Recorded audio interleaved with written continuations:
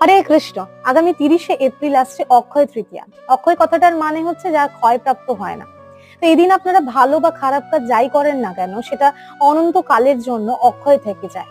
এই জন্য আমরা এই দিন কারোর প্রতি কোনো কটু বাক্য প্রয়োগ করি না। ভগবানের জন্য পূজা অর্চনা, দান ধ্যান এদিন আমরা করে পারমার্থিক উন্নতি লাভ করতে পারি। বিভিন্ন পৌরাণিক ঘটনা এদিন ঘটেছিল, যেমন বেদব্যাসের মুখনিসৃত বাণী শুনে গণপতি গণেশ এদিন মহাভারত রচনা করেছিল। মা অন্নপূর্ণার আবির্ভাব ঘটেছিল। ভগীরথ মাতা গঙ্গাকে এদিন মর্তে নিয়ে এসেছিলেন। বিষ্ণুর ষষ্ঠ অবতার পরশুরামের এদিন আবির্ভাব ঘটেছিল। ভক্ত সুদামা তিনি দ্বারকায় শ্রীকৃষ্ণের সাথে এদিন দেখা করতে গেছিলেন। কেদার বদ্রীনাথ, যেটা 6 মাস বন্ধ থাকে, দেবতারা পূজা করেন বলে সেদিন এটার দ্বার উদ্ঘাটন হয় এবং 6 মাস আগে যে প্রদীপ প্রজ্বলন করা হয়েছিল সেটা পুনরায় আবার দেখা যায়, সেটা প্রজ্বলিত অবস্থানে রয়েছে। তো সকলে এই দিনের লাভ উঠান।